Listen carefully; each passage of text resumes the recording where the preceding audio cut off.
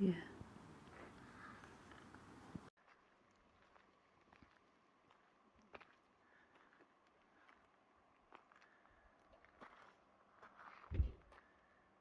Hello and welcome to the Winging It Travel Podcast YouTube channel.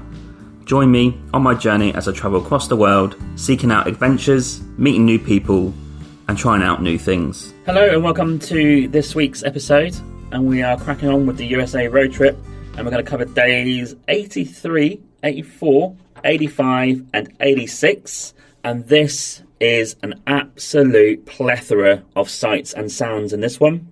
So day 83, we're still in South Dakota, but we've got a few recommendations on the way to Yellowstone. So first, we stopped off at Deadwood. Now, you may know the TV series Deadwood. It's based in Deadwood in South Dakota, and this little town is a throwback to the old classical Wild Wild West stuff.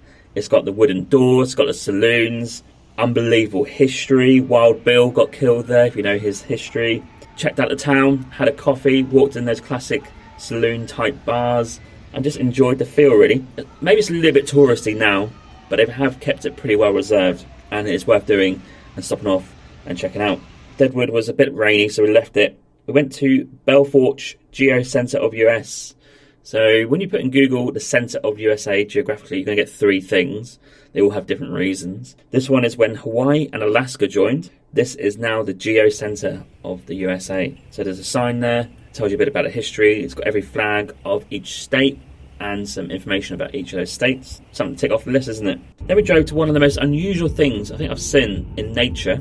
It's called Devil's Tower in South Dakota, so pop that into your Google. And this is an unusual rock, if you like, in the middle of absolute nowhere. You can go up there, drive there, walk around some trails and walk around it pretty close to the base of it, because it just pops out of the ground. It's like a little thumbnail thing you put on your thumb. It's like just that sort of shape. Unusual. Scientists don't really know how or why it's there. I knew nothing about it until Adam in Washington DC recommended it. So South Dakota not only has Mount Rushmore, has Devil's Tower, it's got Geocenter of US, and it's got Deadwood as a town. Then we drove up the Highway 14 towards Yellowstone National Park, and we're going via the east entrance just because of geographically that's where we're coming from, and obviously into Wyoming, another new state.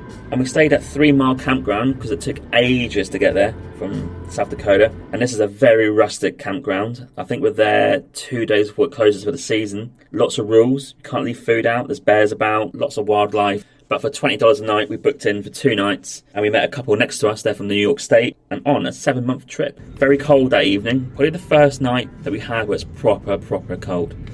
And this is reflected in the next day, because day 84, we're going into Yellowstone National Park. Drove to the East Gate. It's free to get in with your National Pass. And the first thing we saw was a sort of upturned camper van. I hope they're okay, don't know. The camper van was in the bushes. Not the best scenario for those guys, but it makes sense because as we drove in, the park ranger said that we need to drive really carefully and slowly. It snowed overnight. There's ice on the road as you go up, and just need to be careful. So that was a stark reminder as soon as we entered into Yellowstone. We went from there to the highest point in Yellowstone, which you drive through, and it's gone from Blue Lakes normal from where we're staying to snow in literally 15 minutes. Flip side in terms of weather, it's magical. It feels like I'm driving at Christmas. We drove past Sylvan Lake. I really wanted to stop there because it had great scenery, but it's on the other side of the road. We didn't want to cause any accidents or try and skid our way to the car park. So we thought, no, we'll see that on the next day. But it was like a Christmas scene. Snow-capped mountains around you. But as we made our way down towards the lake level in Yellowstone, we saw loads of bison, loads of elk, and we kind of had a list of attractions we're going to go and see. Now, when you come through from the East Gate, you can go left or right pretty much. It's a loop road. Now, if you're doing 2 or 3 days, you're obviously going to go partly in and maybe stay in the campground, but they were booked out. So we had to come back and go back to our campsite that we booked. If you're doing it in a day, just make sure you get your petrol filled up to the tank because it can get really expensive in there and there's not many options. So we went along the north side of the loop road and then back round via the south loop back to our campground, and then the day after we're going left, so we're going to go around the south up to West Yellowstone. And on this day, we had a few things to tick off. We want to go and see the Mud Volcano, the Grand Canyon of Yellowstone, Steamboat Geysers, the Oblique Geyser as well. And it's a day filled with lots of geysers, lots of weird smelling sulphur, lots of boiling water everywhere, elk, bison, other wildlife, waterfalls, and quite a lot of people chuck in there. A lot of driving. It's a heck of a day, but unreal views. Felt a bit surreal being there. You hear about it, you read about it, and it's like, oh, you could spend a week here easily. So we had to pick and choose what to see. This is a Patreon shout out to Laura from the Swamp Soup Stickers, who has contributed £5 to the podcast on my Patreon. Thank you so much for your support. Really appreciate it, and it helps the podcast to keep going in the future. If you're interested, head to the show notes where you'll find a link to my Patreon. The website address is patreon.com/Winging It Travel Podcast. For £5 English, you will receive some trendy stickers from myself in the post, a shout out on each episode, and also my digital travel planner by email. Thank you for your support. And in hindsight, we probably should have stayed in Yellowstone National Park and probably booked it maybe a bit more in advance, because what we had to do is go through the north part of the loop, see our stuff, drive all the way back via the south loop back to the campsite. I mean, you're kind of wasting a lot of petrol there, right? Fantastic day, back to the campsite, another cold night. The next day, day 85, this is Yellowstone, and then we're going to drive into Idaho afterwards. On this day was clear, crisp, blue sky. No threat of icy roads, no snow. Still some snow left from the day before, but not much. And we thought, oh wow, the photos are really going to come out today. Drove through the east entrance, and we did stop off at Sylvan Lake. This has to be one of the highlights of the trip. Sylvan Lake is this magical bit of water that's completely still. It has steam coming up from the water. There is trees all around it, mountains in the background. So this scene today is blue, green, and snow-capped mountains. I mean, what else do you want? Well, I guess we hang around there for like half an hour, just admiring the views. Bit nippy, bit cold because you're high up in elevation. My word, you're going to have to stop there, and maybe a trail around there as well. And some of the other people who stopped off there were saying how magical it was, and I can't disagree. Unreal. So we drove off from there, and the main attraction in Yellowstone that you do want to see is called the Old Faithful. And the reason it's the main attraction is the geyser kind of springs up and explodes every day without fail, and they can sort of guess what time it's going to happen. So if you go online, chuck in the Old Faithful Geyser Yellowstone, and on the website it will tell you roughly on that day what time they think it's going to explode. So what I would advise is getting there half an hour early. There's lots of seating there, so lots of people drive there, park up, get their coffee, and go and sit down and just wait for the time. Our approximate time was, I think it was 12:23, I think they guessed. So we got there about 11:30, quite early, and it probably exploded around 12:15, 12:20, and my word, I've seen this before in Chile and Iceland. But it's just spectacular. It's just like a mystery, isn't it? Why is it all sprawling up? The water spitting out of the surface. What's causing that? There's like a little one, then there's a big one, and it goes on for ages.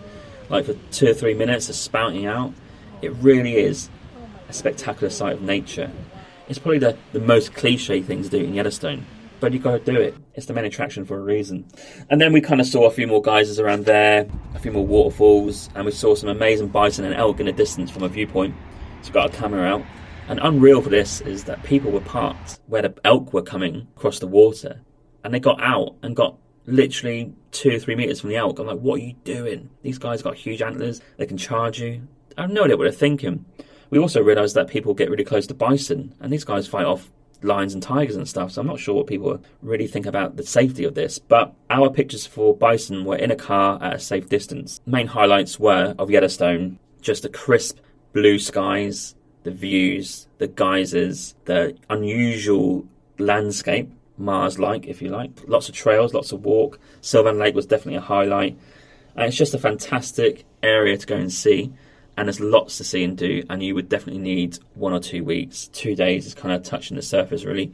But you could probably tick off the popular sights and sounds. So we went through the east entrance. It's a pretty spectacular drive in. The west Yellowstone entrance is a bit more bland. It's just a town. So I would recommend starting in east entrance. After this, we drove to west Yellowstone because I have a lot of services there, coffee, lunch, and had lunch, got some petrol. Then we made our way into Idaho, another new state, and we're heading sort of towards the Twin Falls area for a rest stop night. Classic night here for USA. Going to park up at the rest stop, have a basic dinner in the camper van, and get sleep. But overall, a highlight of the USA so far, but also of the road trip, and arguably of the trip of that year, because some of the sights and sounds are unreal. Bison. Oh, love it. Day 86 is the last day of this podcast episode, and we're driving to Christmas Valley in Oregon. Pop that into your Google search, and you're going to see this tiny, tiny village in the middle of absolute nowhere. And the reason we chose it is it's about 5-6 hours of driving, and they had a campsite. Hours and hours of driving through roads, back roads, didn't see anyone for hours. It felt quite eerie. We stopped by Boise, which is like I don't know if it's the capital of Idaho, but it's one of the biggest cities, but desolate roads. The startling thing was to see no one, but also the wildfire smoke. So we get into the area of the USA, the western part, where wildfires were still raging and heavy smoke filled this area to the point we couldn't even see when we were driving. Like, oh, should we stay here? Not really sure. Fires, middle of nowhere, not really any service. We arrived into Christmas Valley, found a campsite. Put into Google Christmas Valley campsite, you'll see an RV campsite available there, $20 a night. It's got amenities like shower, toilets obviously. They actually have like a motel style accommodation, but the restaurant is closed. And this village, as we drove through, has like 200-300 people. The classic American village in the middle of nowhere. And on the campsite, some long-termers. No idea what they're thinking, but comfortable-ish. Lots of wind. Didn't see anyone. No real restaurants. Real desolate. But an experience that we kind of expected in the camper van driving across USA. It's part of those experiences that you want to get, right? We crack on next to Oregon. So we're going to go down sort of towards Northern California and hit the 101 road and start making our way back up towards Vancouver. So we're getting almost towards the end of the USA road trip. But right now, as we speak today, in this episode, we're right bang in the middle of USA. It can't get any more desert-like. It really is unlike anything I've seen before on a road trip. Cheers. Please follow and subscribe on my YouTube channel today, and please rate and review the podcast on any podcast platform that you use. Thank you.